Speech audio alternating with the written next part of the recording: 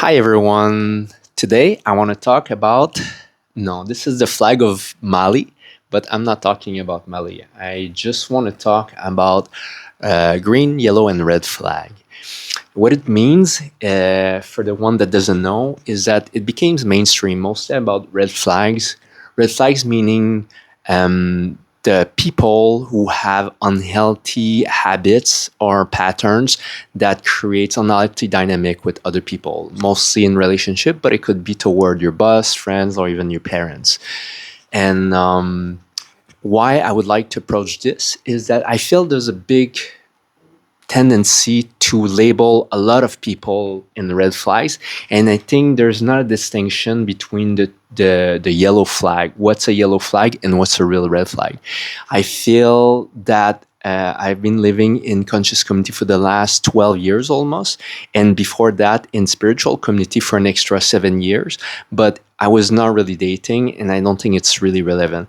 But in the conscious community, I feel that I hear often women saying that there's no good men available to date with because, in their own words, most of them have a lot of red flags, meaning they're unfit for being dating in an unhealthy way with conscious women. And those women have done a lot of work, have done a lot of work on themselves, healing work, emotional work. And I've been also spending a lot of time in men's circle and with a lot of men that have done the work. And I also hear from them that there's a lot of women who have a lot of red flag, and that include myself. But at the same time, I feel that my spiritual journey that I had before allowed me to create a distinction between the two, and I would like to share that with you today. So, what it means for me, a red flag is the same thing as mainstream, is people who have tendency to have behavior mostly because of their past life, meaning when they grow up there's trauma, and by surviving the trauma there's a part of themselves that has evolved to protect them from repetitive pain that they experienced when they were younger. But when it's overcompensated, then it's possible that by protecting themselves they're hurting other people. For instance, it could be people who are not ready for commitment, or it could be about people who are not compassionate. There could be people who are raising divorce or getting irritated, angry, and supole, meaning that they are getting angry easily, too easily, or too sensitive, meaning that they make big problem with small. They make big problem with small. What appears for you being a small problem, and it makes just relationship more difficult to enjoy. Where they could be love, there could be a lot of passion, but if I see it as a way of using a car or motorbike, the goal of having a car, at least for most people, is to drive you from point A to point B. And if because the car is always broken and you always need to be go to the garage, then you cannot enjoy the car. So there's not a real destination that we want to go with our partner, but it's just to live happily with them and maybe grow in the process or build a family, whatever it is. But if we're not able to um, if we're feeling that we're not able to just be happy with the partner, and then we only either need to go to therapy. It's the same thing as going to the mechanic. It feels that we're not able to enjoy the relationship. If we need to go to therapy or to bring the car to the garage once a while, then it's no problem. Everybody would do it. But when the car or the relationship is always broken, that's when we are losing interest. It's like, and then we're ready to maybe exchange or buy another car. And people lose interest because the relationship or the car is not fulfilling its primary purpose. And so, what I feel that I've observed in the conscious community, at least, is that a lot of us are going through what we call the healing journey. It could be either, I would say, most of us are going with an intent, but also the people who are starting the journey, I feel that they are going through the healing journey without knowing. So it could be a conscious decision or an unconscious decision. But everybody who is approaching the spiritual journey or the journey of transformation is at some level, either physically, emotionally, or spiritually, going to what I call the cleansing or the healing process, meaning that there's stuff that in our life that we don't want from the past anymore, and we want to heal from them. It could be traumatic or it could be just misalignment, but we are looking for healing so we can have a more meaningful and purposeful life in the future. Um, and and what I feel is that it's good to learn new knowledge. New knowledge is useful because it replaces bad knowledge from the past. For instance, if we have a bad upbringing from our parents and they were eating badly, and then fast food was a staple food that you were eating every day, and then you're overweight, you have issue with your arteries, and whatever is the issue. Eating fast food is well known worldwide to be unhealthy. So maybe it wasn't so mainstream before, but I'm pretty sure, just like smoking, everybody know by today, even if you're stuck with the habit, that you know that is unhealthy for you. And so replacing good knowledge for like eating broccoli, eating sufficient amount of protein, and then a balanced level of your macro and also minerals and everything that fits in a frame of healthy diet. And I'm not priming a one diet over another one, but I'm just putting in the umbrella the scientific knowledge of what is a healthy diet compare what is an unhealthy diet. And so having this knowledge, no matter what's the source, if you want to eat keto, if you want to eat vegan, it's better than eating fast food in general. And so good knowledge replaces bad knowledge. And so we can get out of past suffering or bad habits with new knowledge. But also what can happen is that when we learn too much knowledge, even if it's really good knowledge, we can become overly sensitive to everything, even if they're not necessarily red flag or unhealthy. And that's how you end up being a wine tester, meaning that like your palate becomes so sensitive, so specialized, that you are a specialist in drinking expensive wine, and everything else, even if they're not the best in the world, become red flag or not good. And it's the same with relationship. It means that replacing bad knowledge for healthier knowledge in the realm of emotional health is good. And then you can stop hooking up with fuck boys and slutty women, and so you can end up having more meaningful and purposeful relationship with partners that are elevating your soul or your purpose, or they are nourishing something deeper than you, than fulfilling your basic desire. The same way as fast food would fulfill the needs of the ego. It's a lower desire. It's like just the primary desire of feeling full or feeling satisfied sexually. But at the same time, when we are raising in consciousness, we realize that there's more for us to feed ourselves from at the higher meaning. And so the process of going from good knowledge to replace bad knowledge is a good thing. But the process of learning too much knowledge makes us such a specialist that we end up only seeing what is la crème de la crème, the best of the best. And this, we believe, is the green flag and what we only want. And then everything else, there's no differentiation. Everything else is red flag or something we don't want in our life. And the reality is that most people will end up with, at least for middle-aged people, I see a lot of beautiful women and beautiful men in mid-age and complaining that there's no good men or good women. And I feel it's not true. I feel it's because we have gained too much knowledge, too much high quality knowledge that makes us hypersensitive and hypervigilant and push aside too much of what is not toxic because they're not 100% amazing. And I would say that the consequence of it is that you end up with women who can only handle cats and men can only handle dogs. And and then the only problem that I see is that it's not about lowering your standard. It's about differentiating what is a real red flag, what's a yellow flag, and what's a green flag.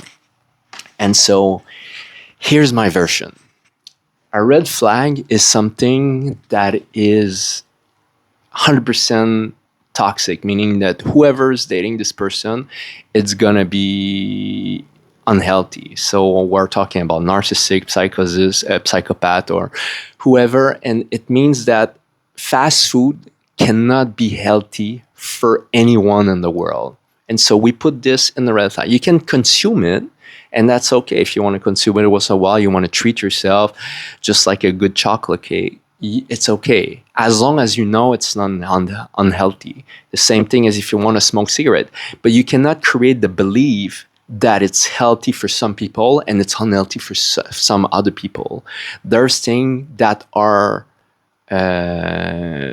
unequivocally unhealthy no matter who you are, no matter where you're from. And so there's people and that have habits that are fully red flag. It doesn't mean, it's mostly probably because of their upbringing, and it doesn't mean that they cannot shift to become somebody more healthy, more sane, more green. But it means that where they are now, like the same way as a burger is not necessarily unhealthy, there's a way to make a burger a lot more healthy.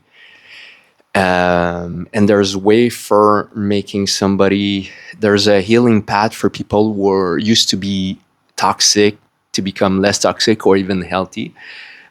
But there's parameter where something is always going to be toxic and food that's always going to be toxic. And the problem is the distinction between yellow and green. What happens is that when we have too much knowledge, the yellow disappear. And that's a problem. It's a problem because we only see green and red.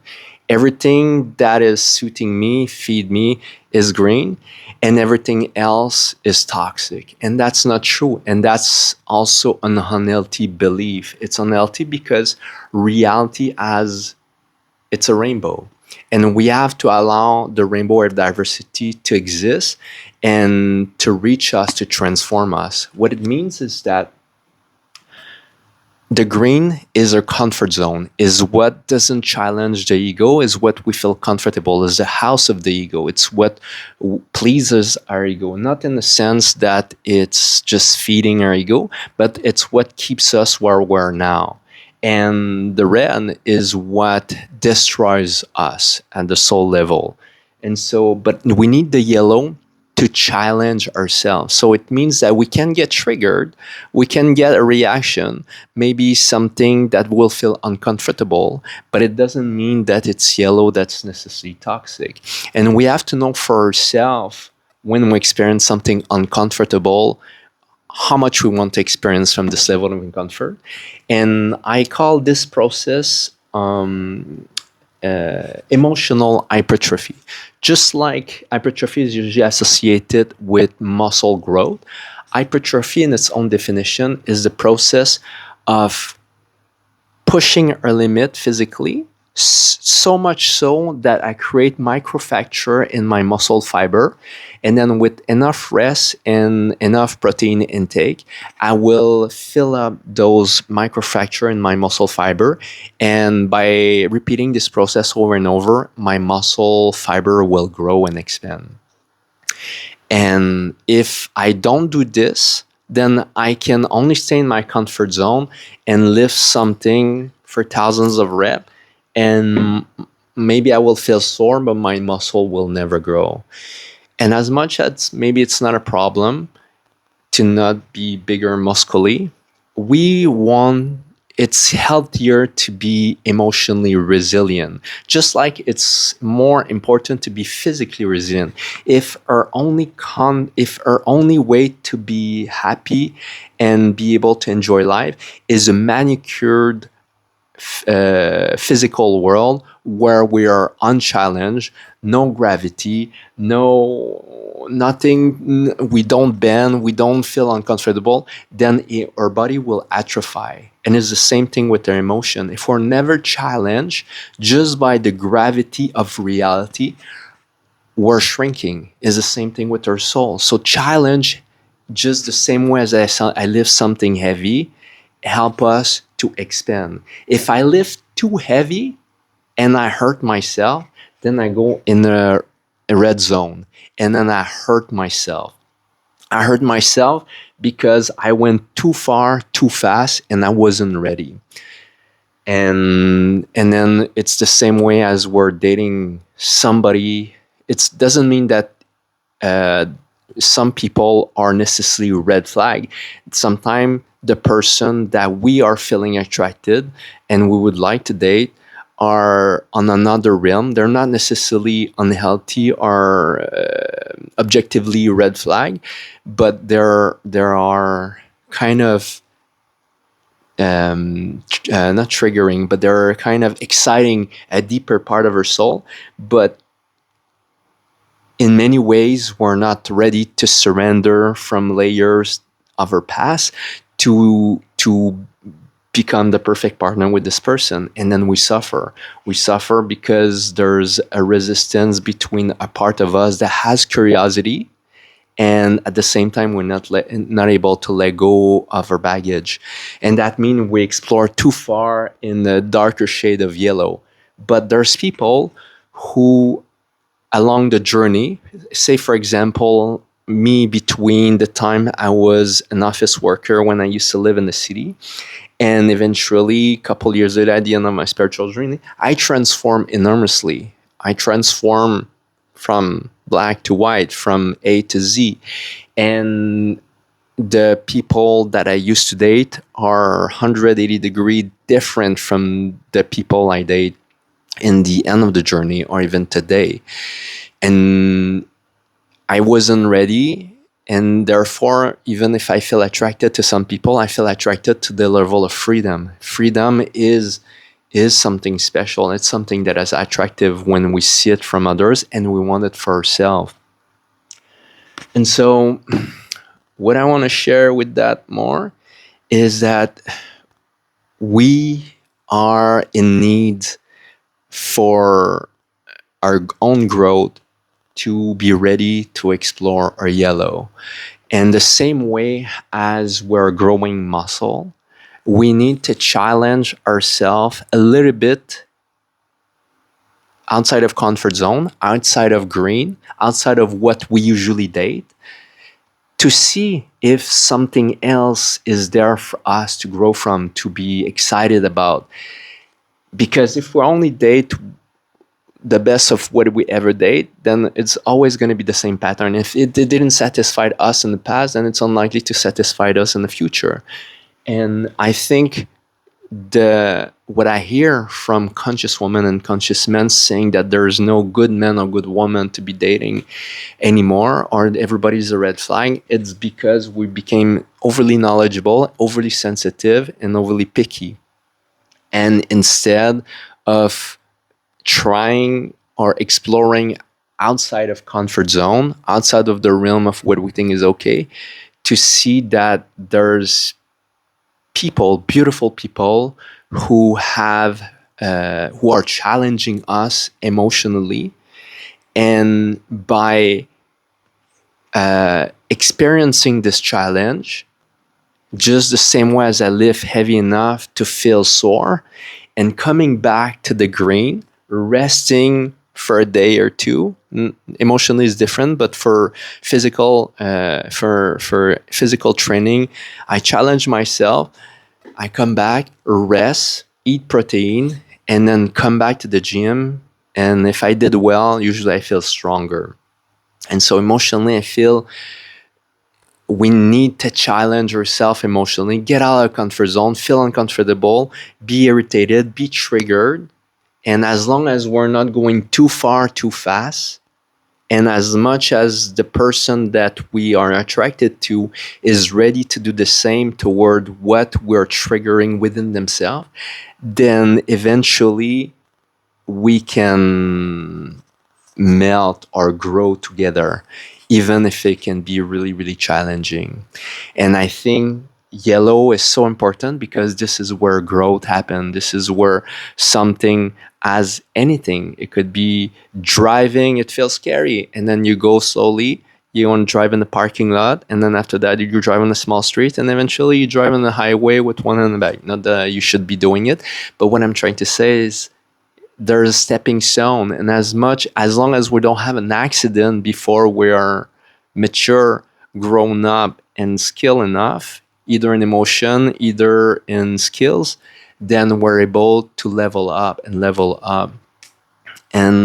then we're able to expand ourselves, to grow, and to discover a new aspect of ourselves that we wouldn't be able to explore only on our own. The emotional hypertrophy is really the way we expand our heart, we expand our soul for self-discovery, but also for building a union that can bring us to the next level. So I think that's it for today. I hope you like the content of this message. If you have any questions, feel free to comment. If you agree, if you disagree, I'm open to be challenged. I'm open for seeing it from a different angle. And if you have watched a couple of my video and you enjoy, please subscribe to encourage the algorithm and for me to post more and continue this journey together. Hope you enjoy it, and I see you next one.